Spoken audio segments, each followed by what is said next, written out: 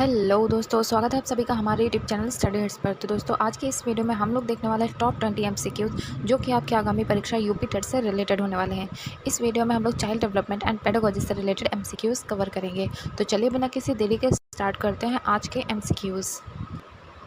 Question number 1, which concept refer to inability to focus on more than one aspect at a time. एक समय में एक से अधिक पहलुओं पर ध्यान न दे पाने की क्षमता क्या कहलाती है?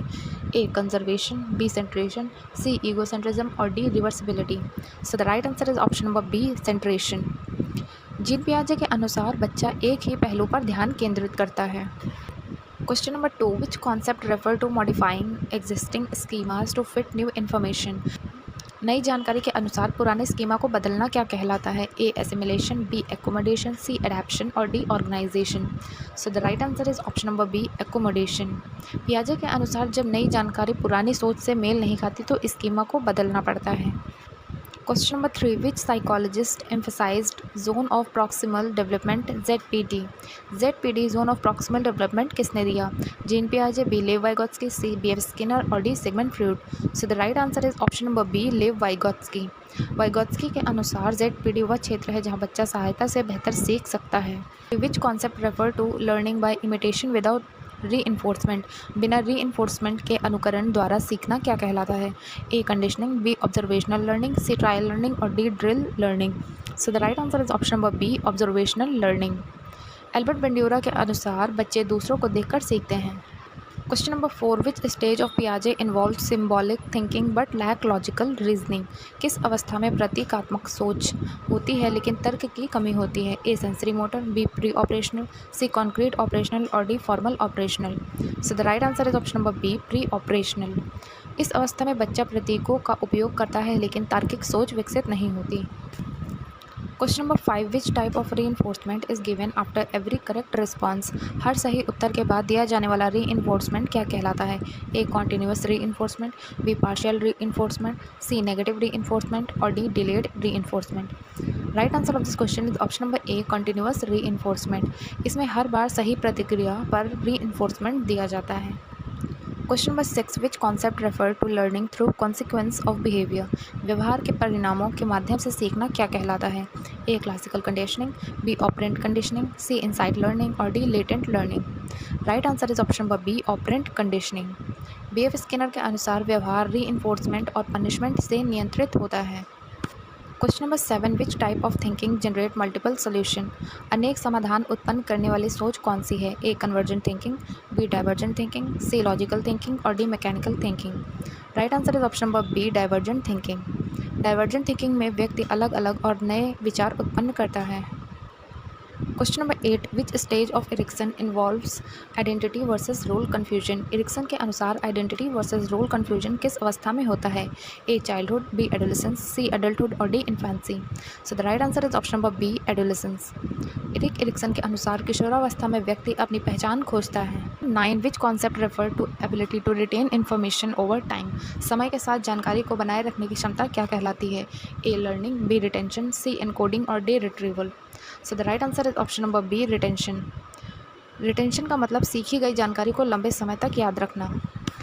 Question number 10, which type of classroom management focuses on prevention of problem.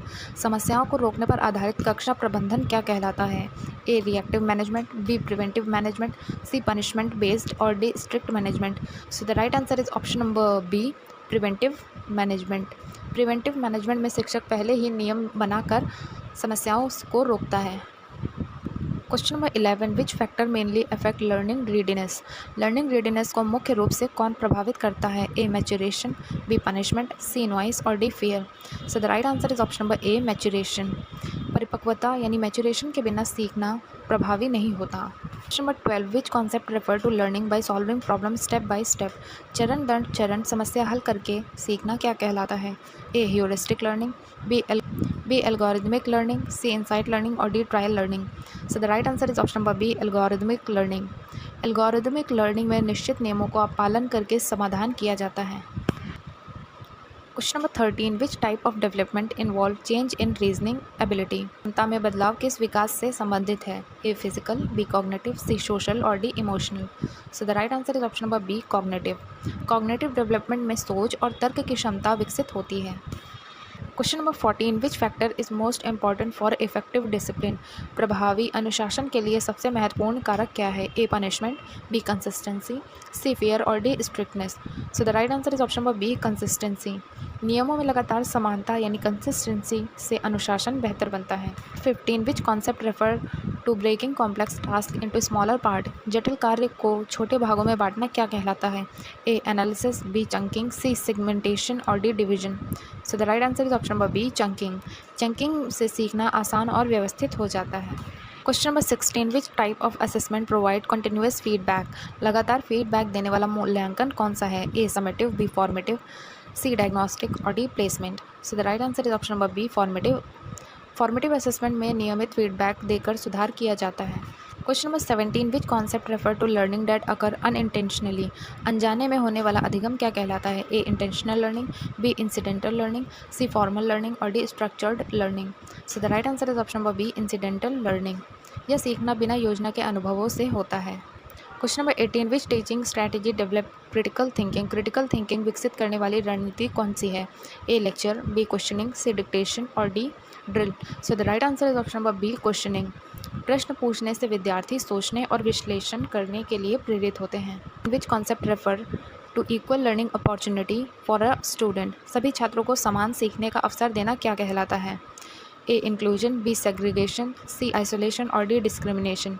So the right answer is option number A inclusion. Inclusion में हर छात्र को समान अवसर और सम्मान मिलता है। Question number 20, which factor is most important for effective teaching learning process? प्रभावी शिक्षण अधिगम प्रक्रिया के लिए सबसे महत्वपूर्ण कारक क्या है? A teacher centred approach, B student participation, C punishment और D fear. So the right answer is option number B student participation. जब विद्यार्थी सक्रिय रूप से भाग लेते हैं तो सीखना अधिक प्रभावी होता है। तो दोस्तों ये थे आज के top 20 MCQs child development and pedagogy से रिलेटेड। अगर आप लोगों को ये वीडियो पसंद आई हो तो वीडियो को लाइक करिएगा और चैनल को सब्सक्राइब करना मत भूलिएगा। मिलते हैं ऐसी नेक्स्ट वीडियो में, तब तक के लिए थैंक यू।